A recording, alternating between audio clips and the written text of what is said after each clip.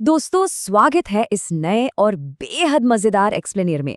आज हम एक बिल्कुल हटके कंसेप्ट पर चर्चा करने वाले हैं। सोचिए, अगर मार्केट की दो सबसे पॉपुलर माइक्रो एसयूवी टाटा पंच और हुंडई एक्स्टर के ओनर्स अपनी गाड़ियां आपस में बदल लें तो कैसा रहेगा। ये कोई घिसा-पिटा रिव्यू नहीं है, बल्कि सीधा सड़क से आया असली एक्सपीरियंस है। तो चलिए जल्दी से देख लेते हैं आज हम किन चीजों पर बात करेंगे। पहले इस ओनर स्वैप के आधार को समझेंगे, फिर ड्राइविंग डायनामिक्स, इंजन और ब्रेकिंग और इंटीरियर कंफर्ट को देखते हुए एक फाइनल कंक्लूजन तक पहुंचेंगे। शुरुआत करते हैं अपने पहले सेक्शन से, दी आधार, चाबियों की अदला बदली। अब सवाल ये है कि आखिर होता क्या है जब एक टाटा पंच का ओनर और एक हुंडई एक्स्टर का ओनर अपनी चाबियां स्वैप करते हैं। एक तरफ पंच के ओनर है जो 5000 किलोमीटर गाड़ी चला चुके हैं, और दूसरी तरफ एक्स्टर के ओनर जिनकी गाड़ी अभी बस 500 किलोमीटर ही चली है। इन दोनों ने जब एक दूसरे की गाड़ी चलाई तो जो निकल कर आया वो सच में काफी दिलचस्प था।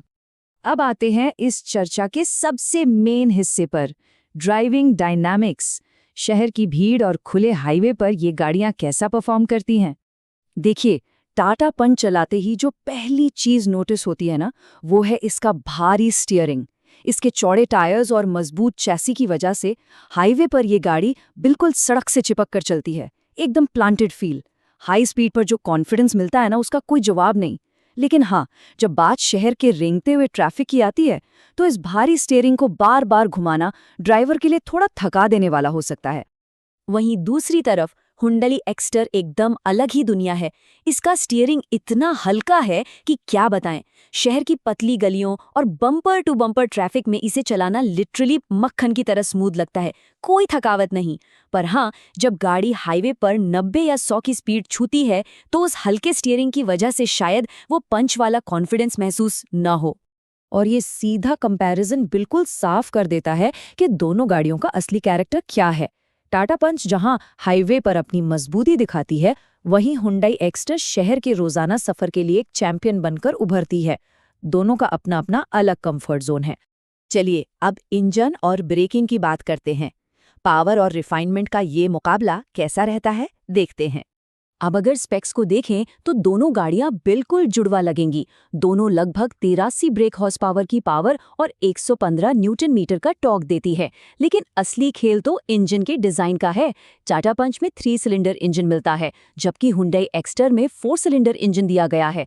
और यकीन मानिए, बस एक सिलेंडर का ये अंतर रियल वर्ल्ड एक्सपीरियंस को पूरी तरह बदल कर रख देता है।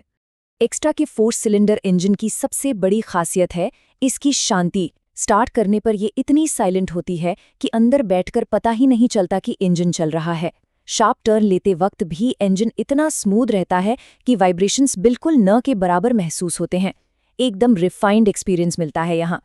दूसरी तरफ जब टाटा पंच को स्टार्ट किया जाता है तो उसका 3 सिलेंडर इंजन थोड़ी ज्यादा आवाज जरूर करता है। ओनर स्वैप के दौरान ये साफ नोटिस किया गया कि पंच में इंजन का शोर और वाइब्रेशंस, यानी जो NVH लेवल्स होते हैं, वो केबिन में थोड़े ज्यादा फील होते हैं। खैर, 3 सिलेंडर इंजन्स का थोड़ा बहुत आवाज करना एक आम बात है।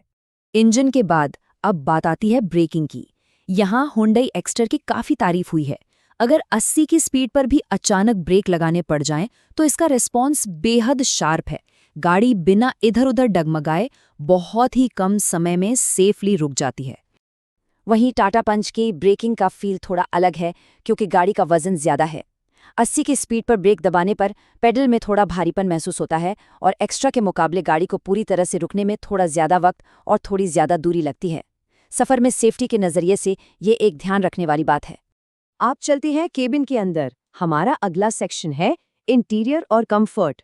आखिरकार गाड़ी चलाते वक्त सबसे ज्यादा समय तो यहीं गुजारना है, राइट? टाटा पंच के अंदर बैठते ही एक प्रॉपर SUV वाली शानदार फीलिंग आती है। इसकी सिटिंग पोजीशन काफी ऊंची है, तो बाहर का नजारा बहुत ही क्लियर और कमांडिंग दिखता है। लेकिन इसका जो A पिलर है, यानी विंडशील्ड के पास वाला पिलर, वो थोड़ा मोटा है। इस वजह से मोड़ते वक्त नजर से छिपने वाला एक छोटा सा ब्लाइंड स्पॉट बन जाता है, जिसका थोड़ा ध्यान रखना पड़ता है। एक्स्ट्रा की बात करें तो वहां बैठकर थोड़ी हैचबैक वाली फीलिंग आती है, क्योंकि सिटिंग पोजीशन थोड़ी नीची है। पर इसके फीचर्स सच में लाजवाब है। इसका AC बहुत ही जबरदस्त और तेज कूलिंग करता है। और इसकी सबसे बड़ी हाईलाइट उसकी इंटीग्रेटेड सनरूफ, जो केबिन को एकदम प्रीमियम और हवादार बना देती है।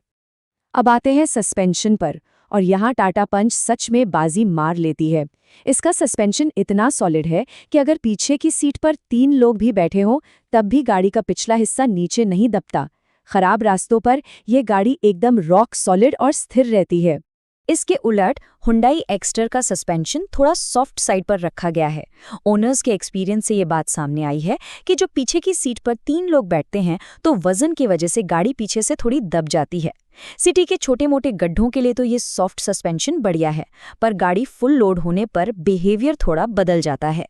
तो अब हम आ गए हैं अपने आखिरी और सबसे ज़रूरी हिस्से पर, द फाइनल वर्डिक्ट। आखिर इन दोनों में से किस गाड़ी को चुना जाए?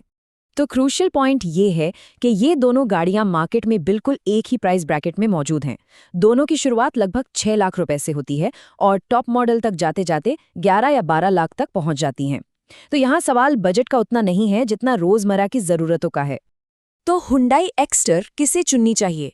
अगर शहर के ट्रैफिक के लिए एकदम हल्का स्टीयरिंग चाहिए, एक बेहद स्मूथ और साइलेंट 4 सिलेंडर इंजन चाहिए और सनरूफ और शानदार एसी जैसे प्रीमियम फीचर्स की डिमांड है, तो एक्स्टर एक परफेक्ट मैच साबित होगी।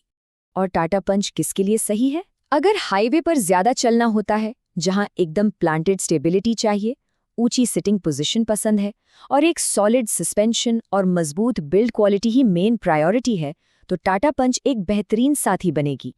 तो इस चर्चा के आखिर में बस एक सवाल रह जाता है, रोजाना के सफर के लिए क्या ज्यादा जरूरी है, शहर के फीचर्स और हल्का स्टीयरिंग या फिर हाईवे वाली मजबूत स्थिरता? हर किसी की जरूरत अलग होती है। इन दोनों शानदार गाड़ियों में से चुनना सिर्फ इस बात पर निर्भर करता है कि गाड़ी का सबसे ज्यादा इस्तेमाल किन रास्तों पर होने वाला है। इस एक्सप्लेनर से जुड़ने के लिए बहुत बहुत शुक्रिया।